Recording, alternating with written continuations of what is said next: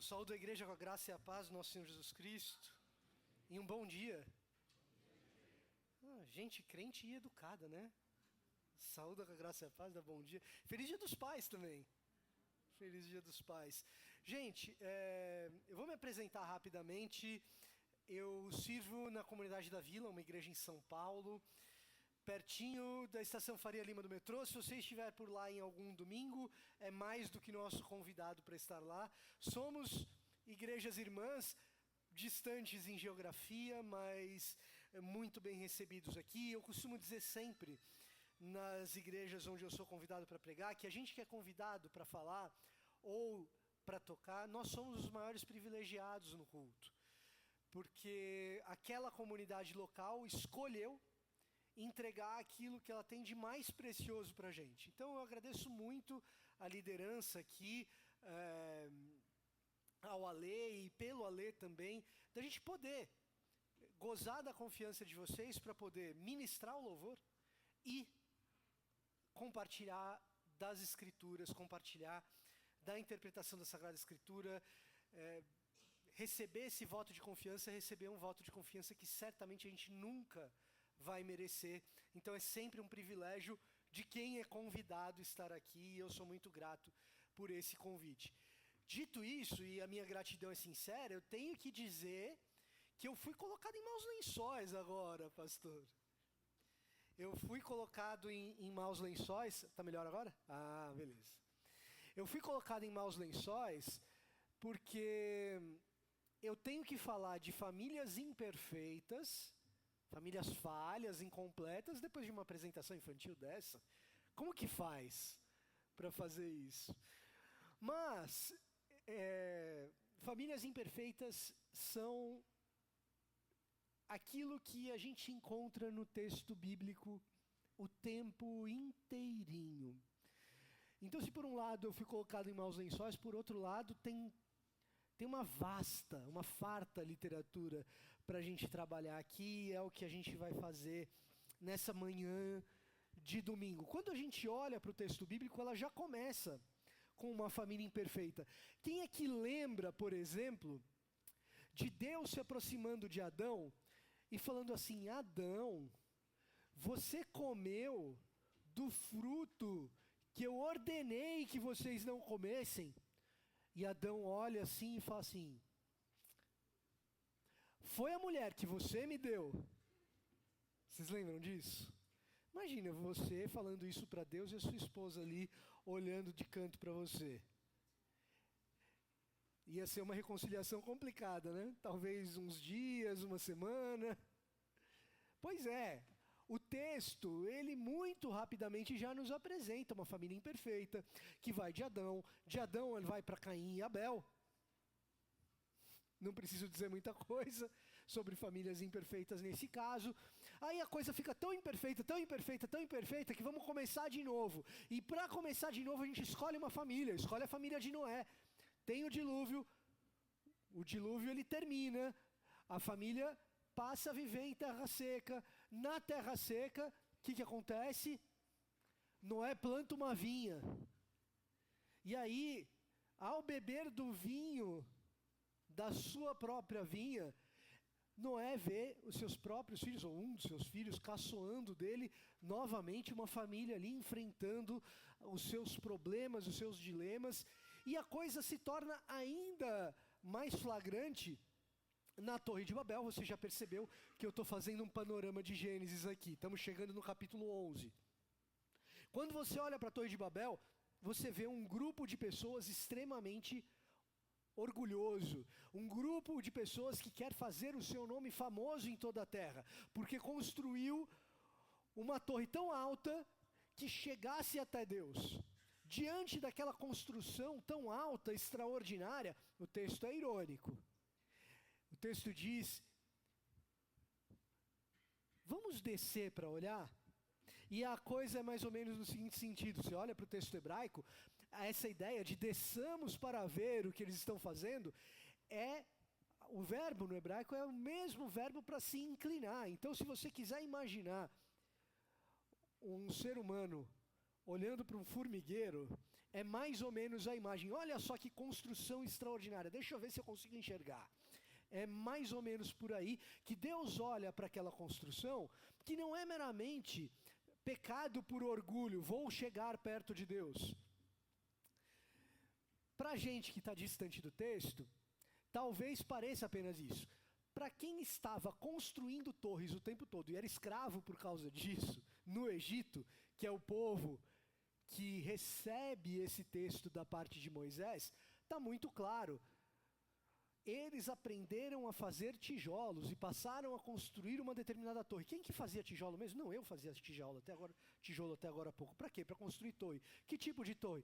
Ah, aquelas pirâmides que servem para quê? Para chegar perto de Deus. Opa. Eles estão usando mão de obra escrava aqui. A crueldade para fazer meu nome famoso é mais ou menos essa a ideia de Babel. E quando Deus olha para aquele projeto de gente tentando monopolizar a espiritualidade, escravizando outros para fazer o próprio nome famoso, como que você fica famoso em qualquer época do mundo? Hoje em dia você abre uma conta no Instagram, ou seja, propaganda, marketing, certo? Para ter marketing precisa de comunicação. Olha a ironia aí de novo. Se o que vocês querem é ficar famosos, deixa eu atrapalhar precisamente aquilo que faz alguém ficar famoso. Vão confundir as línguas de todo mundo aqui, e ao confundir as línguas de todo mundo, Babel fica de fato famosa pela grande confusão que ali aconteceu. E essas famílias se espalham pela terra com diferentes línguas, formando diferentes nações. E então, Deus escolhe uma nova família para abençoar todas essas famílias espalhadas pela terra. Você vira a página de Gênesis 11 para Gênesis 12, você sai de Babel para a história de Abraão, que começa assim em Gênesis 12, de 1 a 3. Abraão, sai da tua terra, da tua parentela, vai para a terra onde eu vou te mostrar, e ali eu farei de você o quê? Uma grande nação. E em ti, na tua família, a partir da tua prole, serão abençoadas, serão benditas todas as famílias da terra. E aí de Gênesis 12 até 50, a gente observa essa família que foi escolhida para abençoar todas as famílias da terra. E quando você olha para essa família, qual a grande surpresa? Talvez não tão grande assim. Pô, Deus, dava para escolher melhor. Família imperfeita, incompleta, já em Abrão, mentindo a respeito da sua esposa Sara. Ah, não é minha esposa não, gente. E mais tarde, porque Deus tinha prometido uma grande nação, e esses dois, Abrão e Sara, já velhinhos, e não está rolando ter filho, vamos dar uma mãozinha, vamos dar uma ajuda. Abrão, aqui está a minha serva Agar.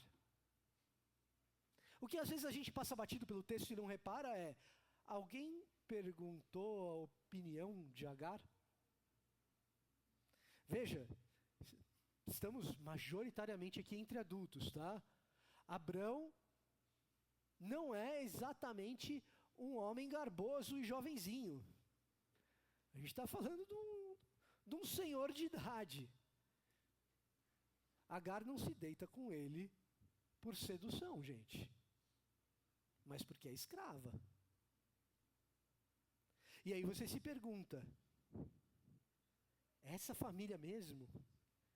Mas para que dá para tornar a história um pouco mais grave, porque esse relacionamento acontece, nasce uma criança, nasce Ismael, e depois de um tempo, Sara consegue ter o seu filho com Abrão, nasce Isaac.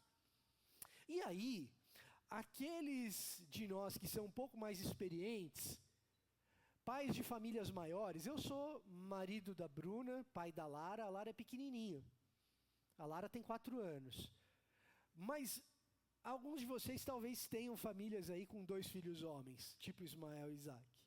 Aí pegou, colocou os dois, um mais velho e um mais novo no carro, dirigiu para Campos do Jordão, ou desceu para Ubatuba, aqui pertinho. Vocês sabem o que acontece no banco de trás, né? E aí, gente, olha só. Filho batendo em filho, irmão batendo em irmão. Se os dois têm a mesma mãe, eu Não devia contar isso do púlpito, mas sim, as mães têm os favoritos, tá, gente? Mas ela não deixa você saber, de jeito nenhum. Às vezes deixa, eu sei. Mas é raro.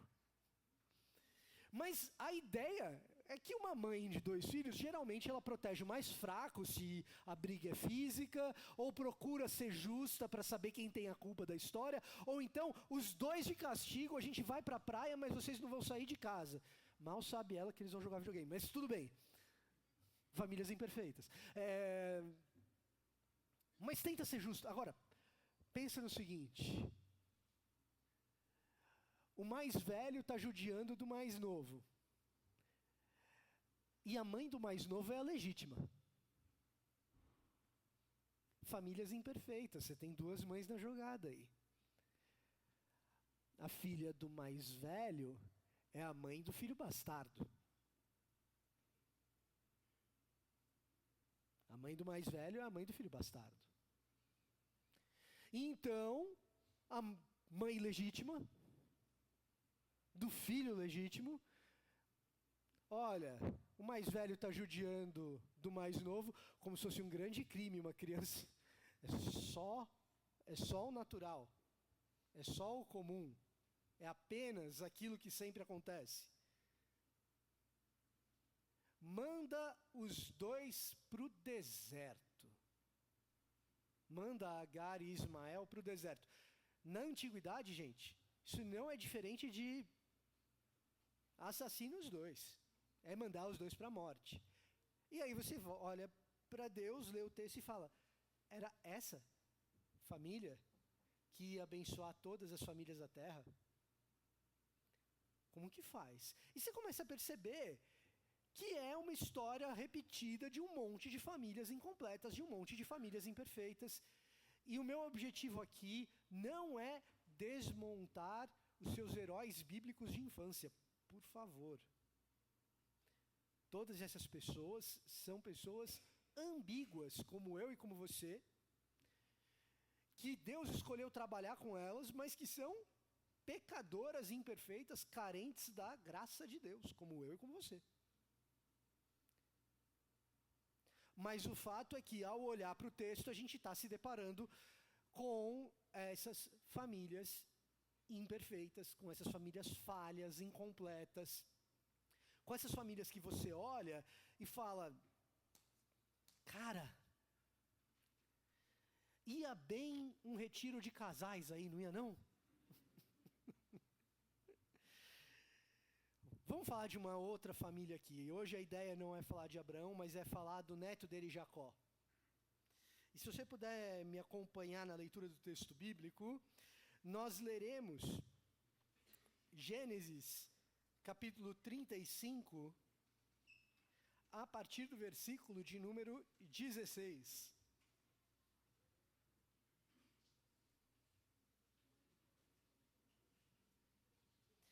Gênesis 35, a partir do versículo de número 16, na minha tradução se lê da seguinte forma: depois que partiram de Betel, rumaram para Efrata. Raquel, porém, sentiu fortes dores e entrou em trabalho de parto, quando ainda estavam a certa distância da cidade. Raquel e Jacó, tá? As dores de parto aumentaram, e a parteira lhe disse, não tenha medo, você terá um menino. Raquel estava quase morrendo, mas com seu último suspiro, chamou o menino de Benoni. O pai do bebê, Jacó, no entanto, o chamou de Benjamim. Assim, Raquel morreu e foi sepultada junto ao caminho para Efrata, ou seja, Belém. Sobre o túmulo de Raquel, Jacó levantou um monumento de pedra que está lá até hoje. Deus abençoe a sua palavra lida. Veja só, esse episódio triste é um episódio triste com uma ironia triste. Nós estamos vendo Raquel, a amada de Jacó, falecendo num trabalho de parto. Ela que tempos antes, alguns anos antes, tinha dito: eu preferia morrer a ficar sem dar um filho a Jacó, meu marido, meu amado. Um episódio trágico. Para a gente entender um pouco melhor dessa história, vamos voltar um pouquinho no passado, relembrar certamente uma narrativa que você provavelmente já ouviu antes. Se não ouviu, ouvirá pela primeira vez, que é a seguinte: Jacó passa a perna no seu irmão Esaú. Até aí tudo bem, vocês devem lembrar dessa história, em que Esaú troca a sua herança, o seu direito de primogenitura, por um prato de lentilha. E depois, Jacó ainda tapeia o seu próprio pai para conseguir a bênção que deveria ser de Esaú. Lembram disso? Quando isso acontece, Jacó tem que fugir para tentar um recomeço. Afinal de contas, a família imperfeita de Jacó, que tem um pai, filho de Abraão, que está sendo enganado pela própria mãe, porque a mãe tinha um filho favorito. Olha só que coisa. Famílias imperfeitas. Jacó tem que fugir, buscar um recomeço. Buscar uma restauração. Porque se eu ficar aqui, meu irmão vai, me pegar. Então Jacó vai até Labão. E quantos de nós já não tentaram recomeços? Ou talvez você ainda não tenha feito, mas você conheça gente que tinha uma família complicada, desestruturada, e falou assim: aqui eu não aguento mais, e vai para uma outra cidade. Quem sabe lá a coisa melhora, quem sabe lá eu começo um novo ciclo, que pode ser, quem sabe, também uma nova família, e a minha vai ser diferente da dos meus pais. Se eles falharam, eu não vou falhar. Talvez você conheça gente assim, talvez você seja essa pessoa. Talvez você conheça gente que estava num ambiente talvez nem tão ruim assim, mas fala: não, eu quero ter o meu próprio começo. E de repente passa num vestibular, aqui em São José dos Campos. O cara não era daqui de São José. A menina não era daqui de São José. Mas um novo começo acontece aqui, cheio de projetos, cheio de sonhos. Eu convivi com gente assim. Quando eu fui fazer meu mestrado, estava cheio de gente perto de casa, de Governador Valadares. E eu não fiz o meu mestrado em Minas. Gente, era Estados Unidos, só tem mineiro lá. E eles vão para lá, nós vamos para lá, brasileiros em geral. Eu estava com o projeto do meu mestrado, eles estavam com o projeto de uma vida melhor. Não existe nada de errado em tentar um recomeço. Talvez de ingênuo, ao imaginar que simplesmente mudando de um lugar para outro, você tenha um recomeço essencial. Eu tinha uma família desestruturada, agora eu estou num novo lugar, tudo vai se estruturar. Só porque mudou de lugar? Talvez um pouco ingênuo. E você muda de pessoas, mas pessoas continuam sendo pessoas. Então Jacó, quando chega nesse novo lugar, ele conhece alguém. Veja, ninguém é tão esperto, ninguém é tão malandro, que seja o maior esperto da terra. Ninguém é tão malandro, que seja o malandro último e final. Não importa de onde tenha vindo. Jacó, que tinha passado seu pai e seu irmão para trás, encontra alguém um pouco mais esperto. Ele encontra esse homem chamado Labão, com quem ele vai morar e para quem ele vai trabalhar. E ele se apaixona pela filha de Labão. Ao se apaixonar pela filha de Labão, Raquel, Labão diz o seguinte: você pode casar com ela depois de 7 anos de trabalho para mim. E então Jacó trabalha 7 anos para poder se casar com a mulher pela qual ele se apaixonou. Depois desses 7 anos, então, ele chega até Labão e diz: cumpri a minha parte. Você que já conhece essa história, já sabe o que vai acontecer. Labão diz o seguinte: olha só, Jacó, Raquel, linda, você se apaixonou por ela, faço muito gosto, que bom. Mas Lia, a irmã mais velha, ainda não se casou, e na nossa tradição isso seria uma vergonha. Então assim, me ajuda que eu te ajudo, casa com Lia. O Jacó fala, caso? Mas e Raquel? Não, Raquel, você trabalha mais 7 anos. E aí ele trabalha mais 7 anos, 14 anos para casar com a mulher que ele se apaixonou. 14 anos para casar com a mulher que ele se apaixonou. Rápida aplicação aqui, que não é a principal aplicação da pregação de hoje, é uma coisa rápida. Homens, meninos, olhem para mim um pouquinho. 14 anos. É possível esperar, beleza? É possível, gente. Não é uma coisa... Às vezes você pode até achar que é uma coisa de outro mundo, mas não é assim de outro mundo. É mais uma coisa. Rápida aplicação, gente. Você pode ser romântico. 14 anos trabalhando pela mulher que ama. Você pode. Dá. Mulheres, rapidinho aqui comigo, por outro lado. Às vezes, na nossa falha masculina, de famílias imperfeitas e de homens imperfeitos, de dificuldade de comunicação, às vezes a gente não se expressa tão bem quanto a gente gostaria. A gente não se exprime tão bem quanto gostaria. Eu nem essa desculpa posso, porque minha esposa olha e fala, não, você pregou bonitinho, por que para mim você fala errado? Mas às vezes, na nossa dificuldade de comunicação, uma das maiores expressões de romantismo que a gente tem a oferecer é chegar cansado em casa, porque trabalhamos, porque amamos. O suor do nosso cônjuge deve ser valorizado.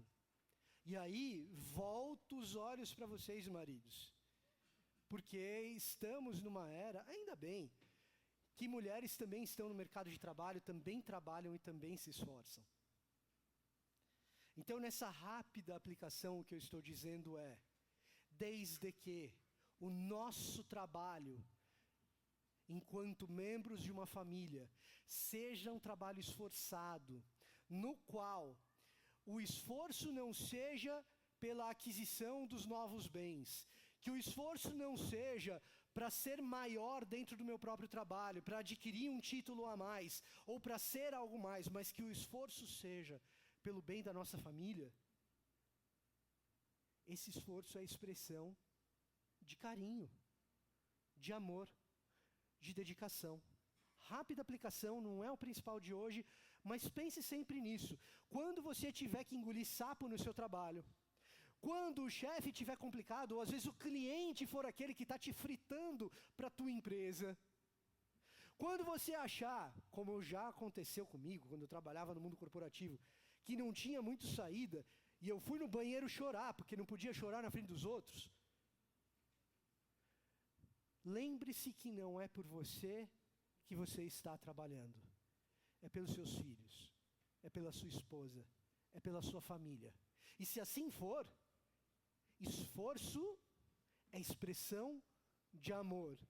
E é romântico chegar exausto do trabalho e ainda ter força suficiente para dizer, eu te amo.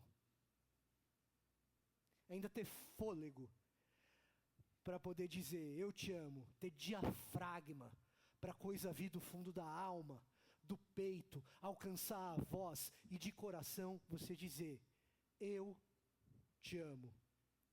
E é mágico, para não dizer sobrenatural, quando a resposta é, eu também. Tem gente que ouve eu te amo e diz, obrigado. Não faça isso. Não seja assim. Diga eu te amo todos os dias para quem você ama. E acredite, não vai banalizar. Pode ter a certeza, conquanto seja dito do fundo da alma, enchendo o diafragma, ou já cansado, com lágrimas nos olhos, apenas diga, apenas diga. Sim, o texto bíblico tem histórias de amor, histórias românticas, mas entenda, essa história romântica, 14 anos depois, eles se casaram e viveram felizes para sempre? Não, não é isso que o texto diz. O texto nos mostra que durante esses 7 primeiros anos em que Jacó era casado com Lia, Jacó teve filhos com Lia e com a serva de Lia. Ora só, a história de Agar se repete. Mais que isso, ele se casa com Raquel e tem filhos com a serva de Raquel. E Raquel, então, não é do nada que diz: eu prefiro morrer a levar essa vida, em que eu amo meu marido me ama, mas todas as outras podem dar filhos a ele, eu não. É nesse contexto que a frase dolorida de Raquel vem. E ela, enfim, concede um filho a Jacó, José, aquele do Egito, da túnica colorida. E talvez você se pergunte, e onde estava essa mãe quando os irmãos venderam José? Ela não estava, gente, porque no segundo filho, a gente acabou de ler, o parto, ele se inicia, e provavelmente ali Raquel já sabia, esse segundo está diferente do primeiro. O primeiro doeu, mas esse está doendo mais. A agonia está muito grande, a dor está insuportável, a ponto da parteira dizer: Raquel, ânimo, ânimo, luta. Luta porque você deu mais um filho homem para o seu marido. Mas ela não resiste. E no seu último suspiro, ela dá o nome do filho de Benoni, filho da minha angústia, filho da minha dor, filho da minha aflição. Gente, não permitam, jamais, que as lentes da dor e do trauma modelem a maneira como você interpreta tudo, como você enxerga todo o mundo. Vou explicar melhor o que eu quero dizer com não permitir que as lentes do trauma, da dor e do sofrimento façam com que você interprete tudo ao seu redor. 1 ano e meio atrás, eu fiz o culto fúnebre, o sepultamento da minha concunhada, esposa do irmão da Bruna. Jovem, câncer fulminante. Deixou uma menina adolescente e um garoto ainda criança que está começando a conhecer a pré-adolescência agora.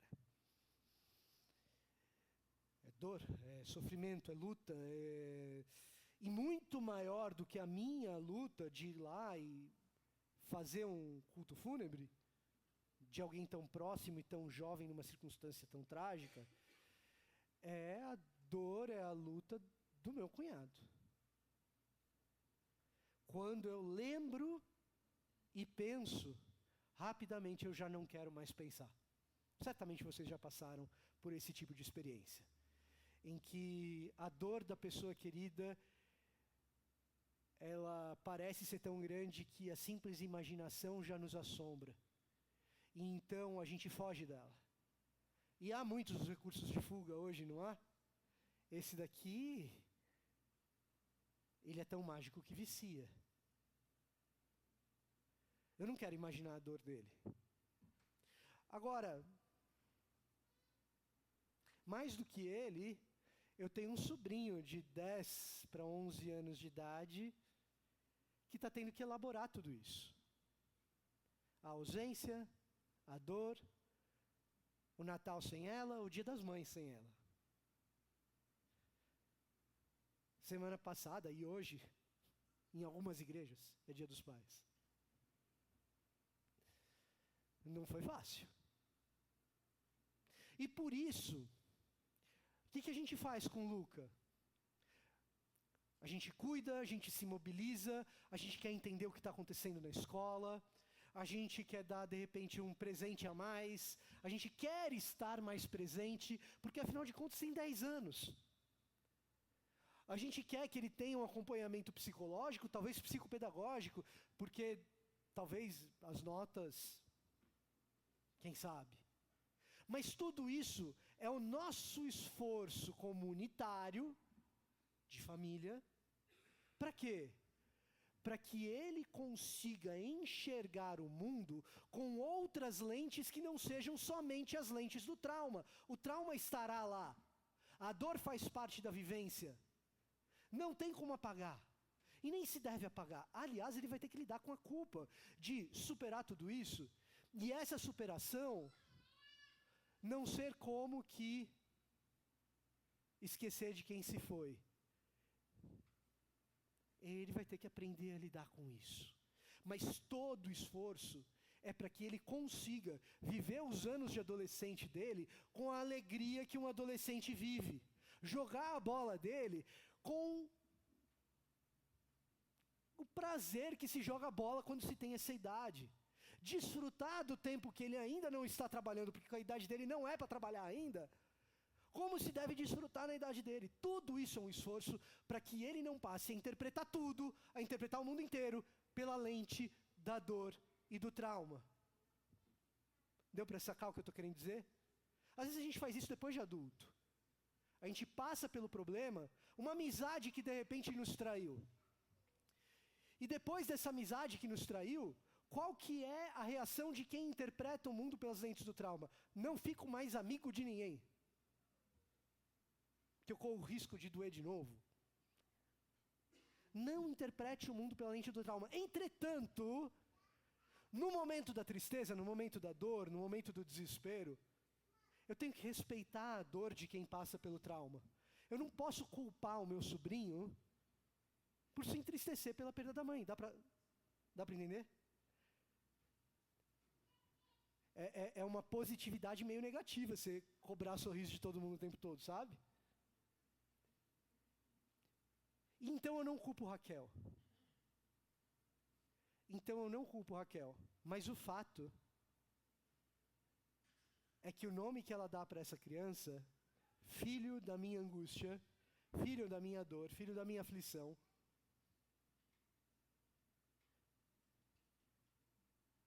é uma punição muito cruel para uma criança que vai viver sem a mãe.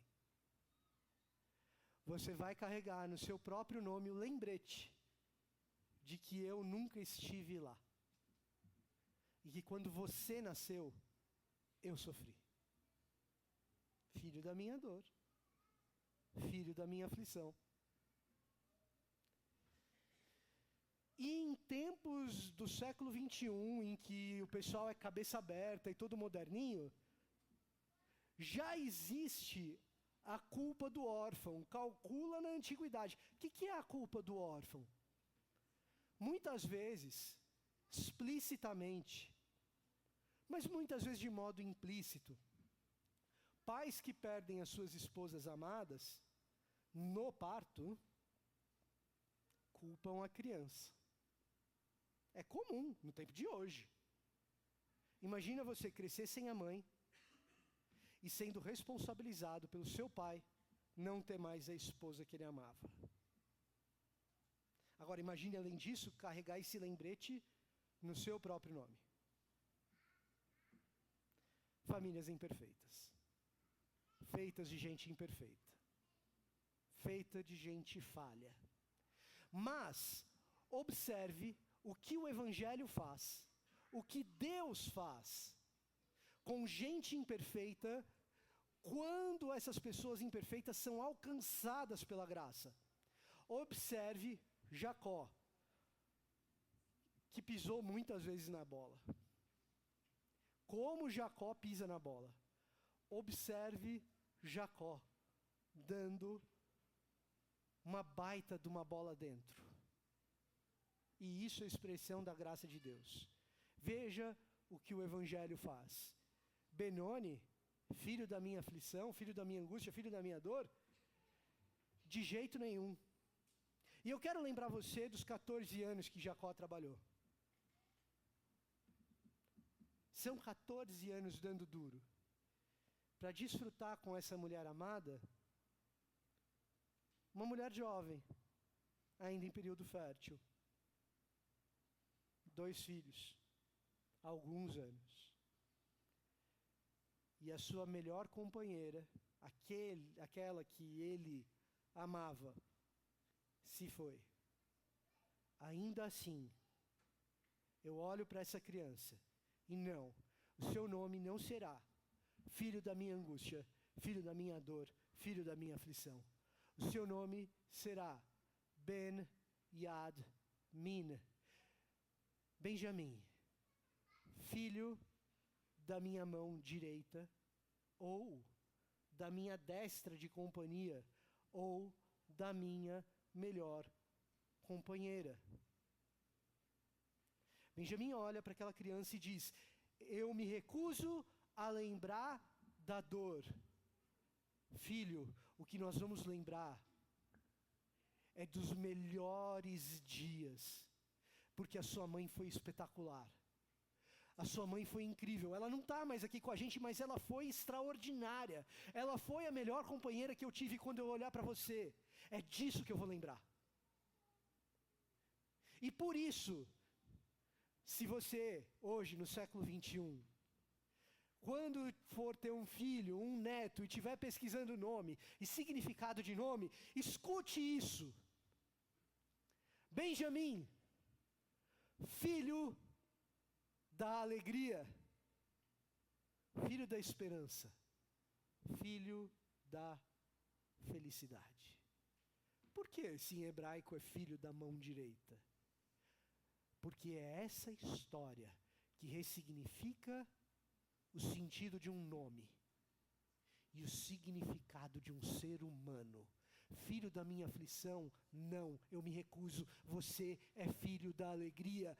E isso que numa família imperfeita, que numa família incompleta, que numa família falha, que numa família cheia de pecados, é isso que o Evangelho faz. Ele ressignifica, ele transforma, ele recomeça. Você queria um recomeço? Eis o recomeço no nascimento de uma criança desde o começo.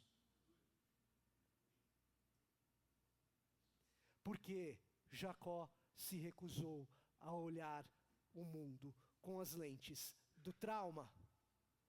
Ele olha para aquela criança com as lentes da ternura, com as lentes do amor, com as lentes do carinho, como alguém que conhece o passado e olha para o futuro. Ao vislumbrar o futuro, filho da aflição, da angústia, não, eu me recuso. Eu me recuso. Filho da minha melhor companhia. E veja no que isso se transforma. Sim, os irmãos de Benjamim vendem seu irmão José como escravo para o Egito. Vocês conhecem essa história também. Hoje é panorama de Gênesis. Vamos estudar Gênesis inteiro. Só pulamos um pouquinho de Isaac. Sabe o que acontece? José, que é vendido para o Egito, é vendido como escravo, se torna governador do Egito. Ao governar o Egito, ele administra muito bem os bens de Faraó.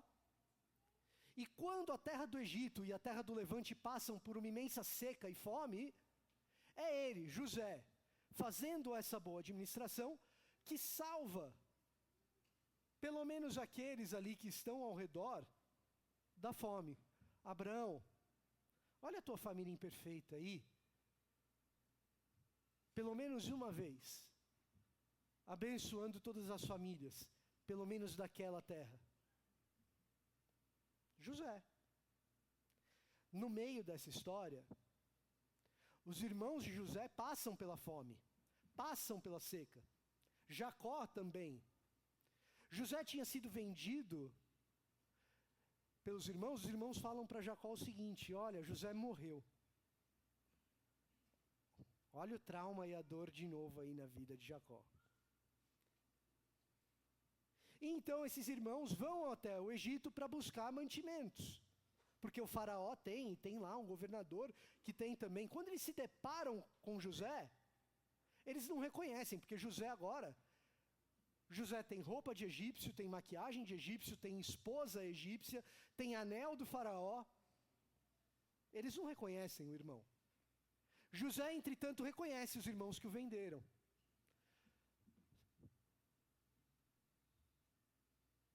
Na boca de José, a família imperfeita, fazendo o mal, fiquem tranquilos. O mal que vocês fizeram, Deus tornou em bem. Deus usa famílias imperfeitas, como a minha, como a sua. E até umas mais tranqueiras do que as nossas. Mas José, olhando aqueles 10 ali, ele sabe, está faltando um. Benjamim ficou em casa. Pô, está faltando um e é justo o que eu mais gosto. Está faltando o meu caçula. Ele fala para aqueles 10, vocês vieram e não trouxeram um. Não vieram todos não, vocês estão querendo me enganar. E não é que o filho da aflição se tornou o melhor companheiro? Era o irmão preferido de José. Mas note a beleza da resposta dos irmãos. Meu senhor, o nosso pai já perdeu o filho favorito dele, que morreu muitos anos atrás. Se nós trouxermos o caçula, é capaz que o nosso pai, já de idade, ele morra. Essa é a resposta que eles dão para o governador do Egito, mal sabem eles, José, o irmão. O que essa resposta denota?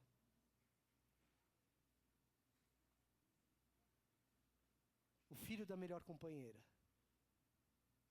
se tornou a companhia para o homem solitário. Filho da dor, filho da angústia? Não. É o filho da companheira que se tornou a companhia. Eis o que lentes de amor, de afeto, de carinho fazem.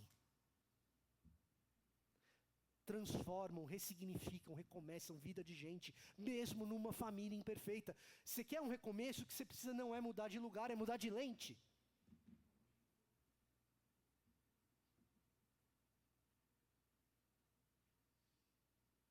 Agora, talvez você esteja se perguntando, e se estiver se perguntando, está teologicamente tudo ok.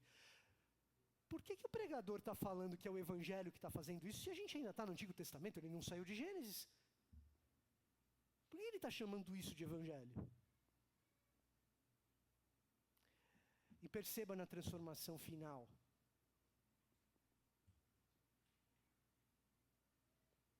Perceba a transformação final que o Evangelho traz para essa história. Eu e você, nós somos feitos filhos pela dor de Cristo Jesus, pelo sofrimento de Jesus, pela agonia, pela angústia, pela aflição de Jesus. Eu e você somos Benoni. A gente é filho da angústia. A gente é filho da aflição. A gente é filho da dor.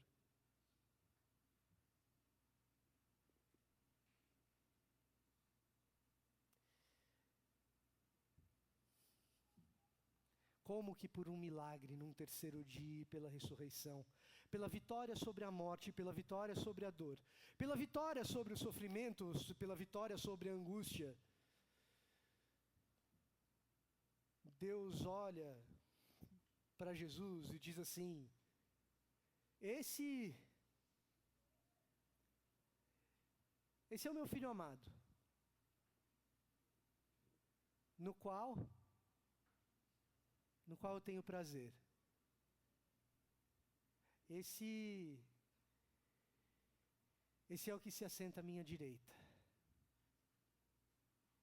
Esse aqui é a minha destra de companhia.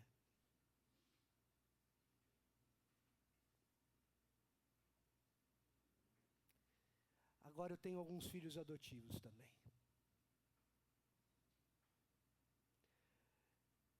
filhos adotivos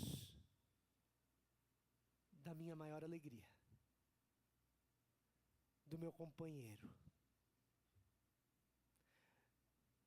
daquele no qual eu tenho prazer, da minha felicidade, do meu filho amado no qual eu me comprazo. Sim, nós somos Benoni.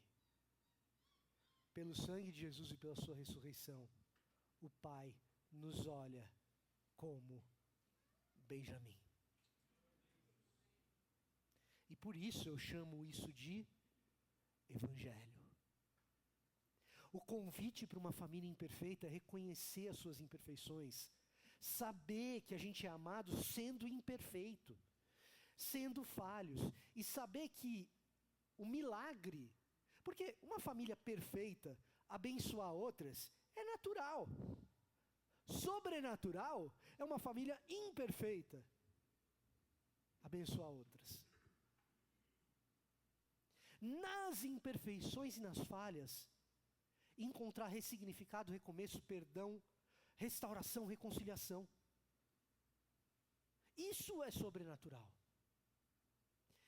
São famílias que escolhem lentes do carinho e do afeto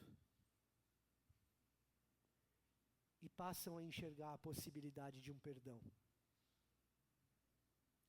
Num dia como hoje, eu queria terminar com isso. O recomeço, a restauração, ela não está a centenas de quilômetros de distância, mudando de lugar. Talvez esteja a milhares de quilômetros, se o seu pai ficou por lá, e ele está esperando só uma mensagem: te perdoo.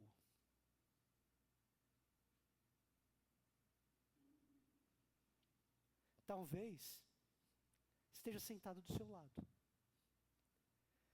esperando ouvir todos os dias, do fundo da alma, a plenos pulmões, com todo o diafragma: eu te amo.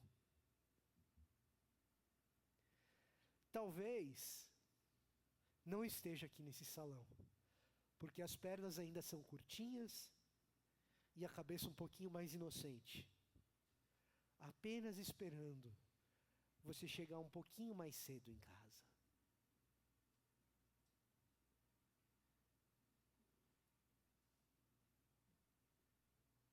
Isso é olhar para sua família com lentes do carinho, do afeto e do amor. Quando você olha para o seu trabalho com essas lentes, você engole sapo por ela, pela sua família, pela sua esposa, pelo seu marido, pelos seus filhos. Quando você olha para a sua família com essas lentes, você só enxerga que tipo de futuro essas pessoas que você ama podem ter. Quando você olha para o mundo com essas lentes, o que você enxerga é: esse lugar precisa de transformação. E se existe um recomeço, até na minha família imperfeita, esse evangelho a gente leva até que ele venha a ler. A gente proclama até que ele venha, e assim a gente assiste de camarote Deus fazendo de gente imperfeita, como eu e como você, gente missionária. Que Deus te abençoe.